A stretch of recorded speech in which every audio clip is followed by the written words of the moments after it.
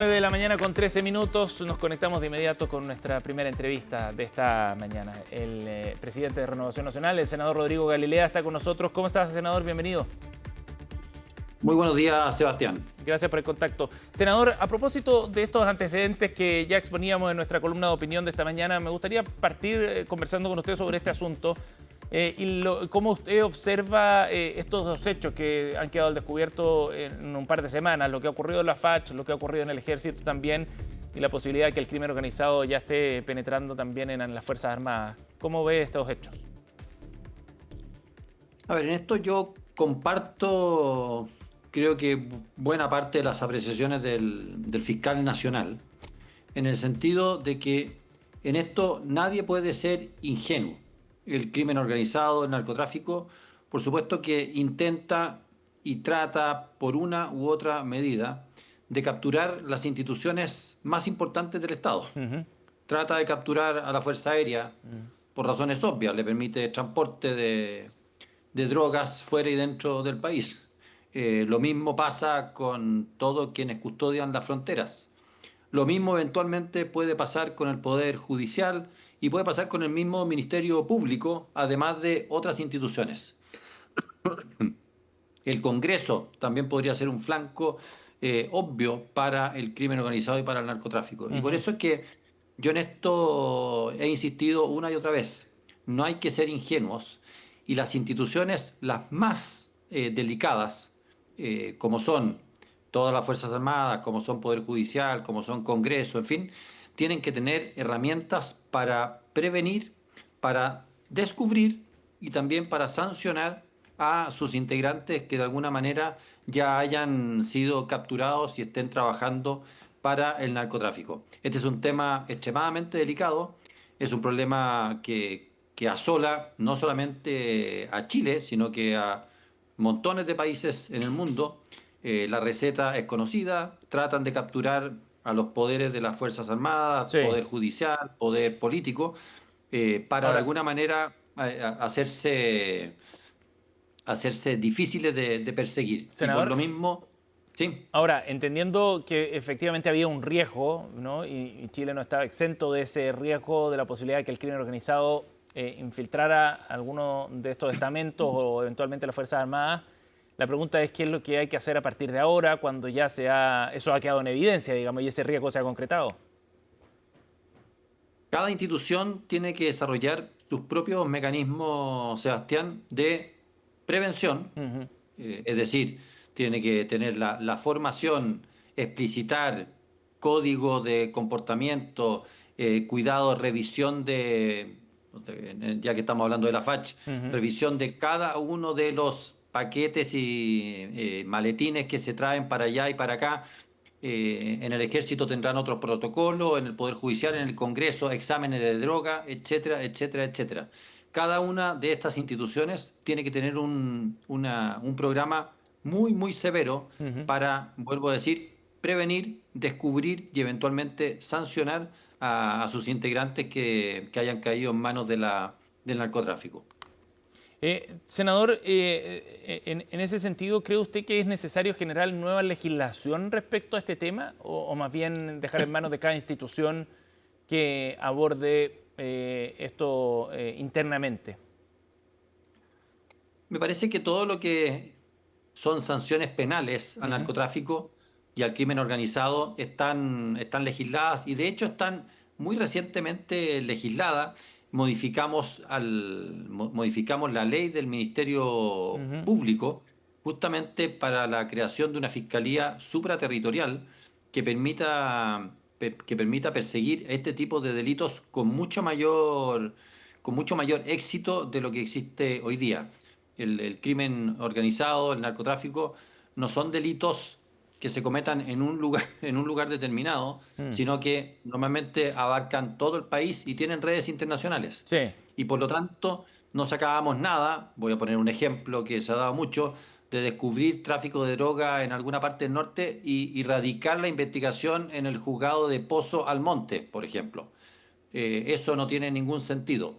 Son investigaciones que deben tener cobertura nacional con Ujú. equipos especializados que puedan perseguir desde Arica a Punta Arenas Sí, claro. perdón, Sí. y además generar todas las relaciones internacionales para tratar de bloquear también puertas afuera, en la frontera, todo este tipo de conductas ilícitas. De acuerdo. Ahora, senador, la pregunta apuntaba si es que era necesario alguna legislación más específica y puntual respecto a las Fuerzas Armadas, específicamente, porque ya han surgido algunas propuestas parlamentarias que buscan generar cambios en esa línea, por ejemplo, con la obligación de desarrollar test de drogas para las Fuerzas Armadas, para sus integrantes de manera obligatoria, entre otras cosas.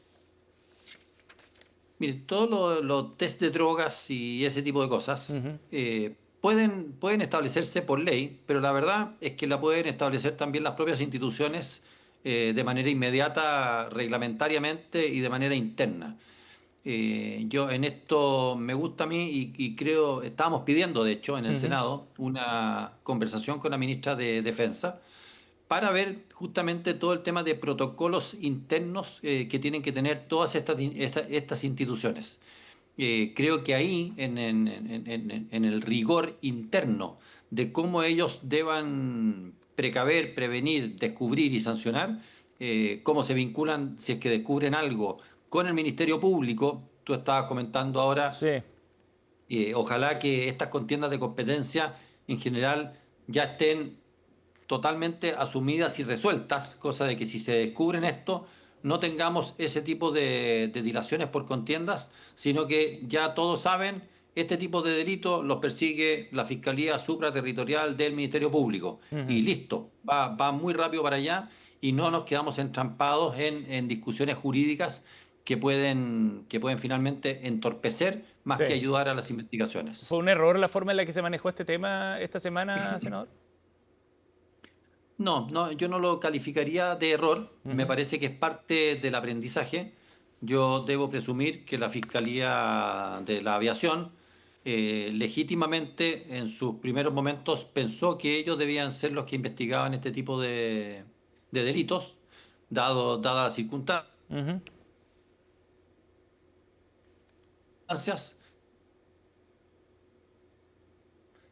Estamos conversando con el senador de Renovación Nacional, Rodrigo Galilea, presidente de RN. Estábamos con algún problema de conexión. Ahora sí lo escuchamos, senador.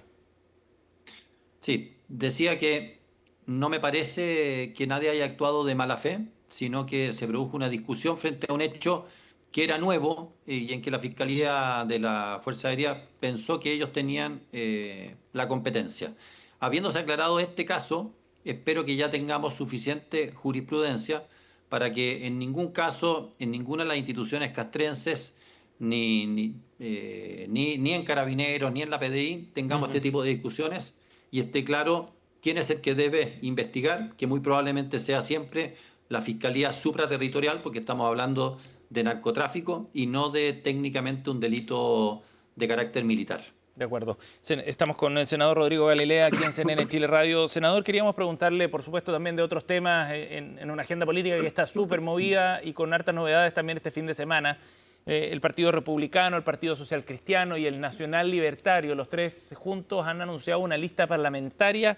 Derecha Unida es el nombre que han utilizado además, muy determinados ya a seguir con este pacto parlamentario de aquí a noviembre, cuando surgía la idea de generar algo más unitario dentro de todo el espectro de la oposición. Primero, ¿cómo calificaría usted esta decisión que han tomado estos tres partidos? ¿Es un error? No, esta decisión, la verdad es que está comunicada e informada hace ya muchísimo, yo diría, varios meses atrás. Así que no tiene ninguna novedad para nosotros. Ellos estaban intentando y estaban cuadrando candidaturas dentro de esos tres partidos, social cristiano, republicano y nacional libertario. ¿Pero había un Y por esfuerzo de lo unidad o tanto, no, senador? De generar una ¿perdón? lista, pero no había un esfuerzo o intentos por tratar de generar una lista unitaria o no? Ellos siempre hicieron el esfuerzo por hacer esa lista. Ujú. Nosotros teníamos, por supuesto, nuestra lista de Chile Vamos y estamos tratando y espero que se llegue con éxito también a un acuerdo con demócratas. Y en lo que hemos seguido insistiendo, al menos nosotros, es que hay ciertos espacios para coordinación, para optimización de candidaturas, particularmente en lo que son los distritos de senadores binominales. Ujú. Entonces, creo yo que independiente de que hayan finalmente dos listas, la de Chile Vamos y la Republicano con Nacional Libertario y Social Cristiano, puede haber un espacio de coordinación, de optimización de candidaturas, particularmente en las senatoriales o en los distritos muy pequeños para diputados. Pactos por omisión en particular. Puede haber varias figuras, Ajá. pero de lo que se trata es optimizar. Ujú, de acuerdo. Senador, en ese sentido, la posibilidad de una lista unitaria entonces completa, digamos, ¿era poco realista? Yo creo que en términos generales nunca estuvo muy arriba de la mesa Ujú, hacer una sola lista en que lograran caber finalmente serían cerca de 6 o 7 partidos.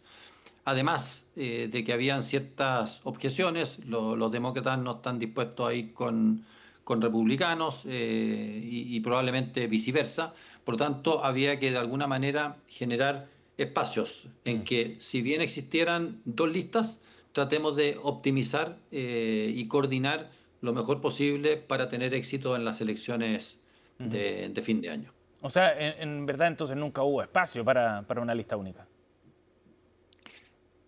Mientras más, esta es una regla, Sebastián, mientras más partidos existen, Ujú, más difícil es hacer una lista única. Y yo creo también de que en el oficialismo, más allá de las declaraciones, es muy probable que terminen haciendo también dos listas.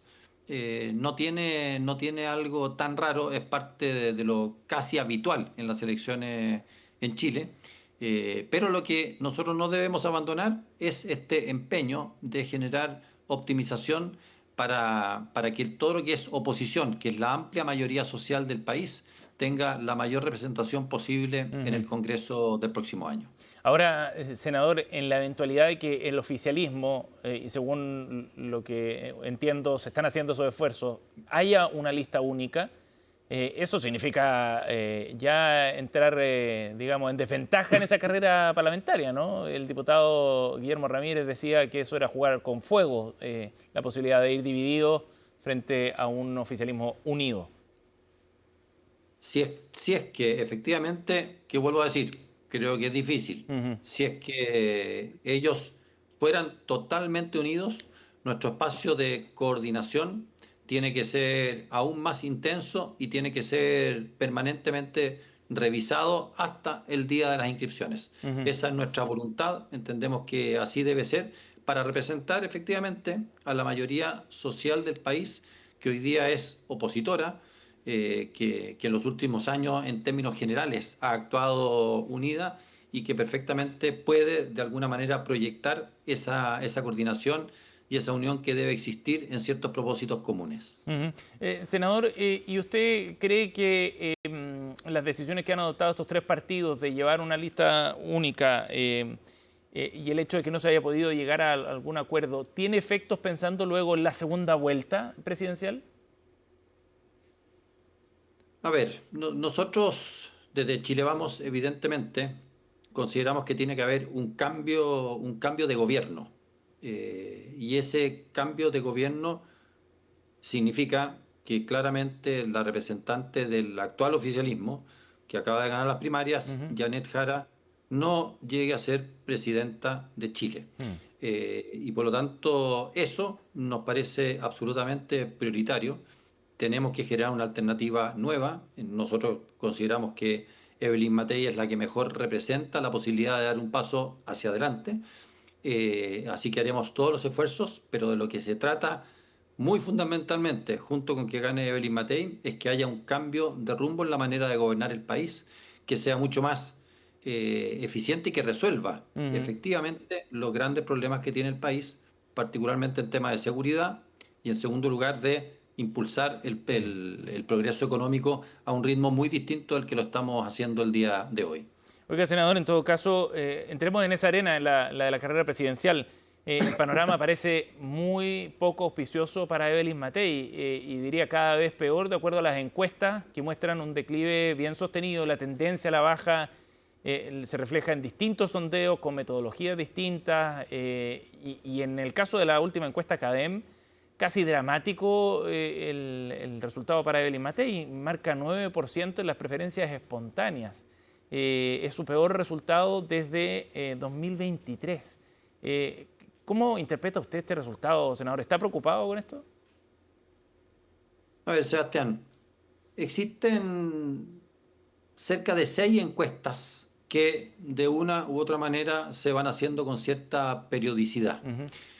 Eh, yo no hago política en base a CADEM porque CADEM, entre otras cosas, es la que es distinta a todas las demás encuestas.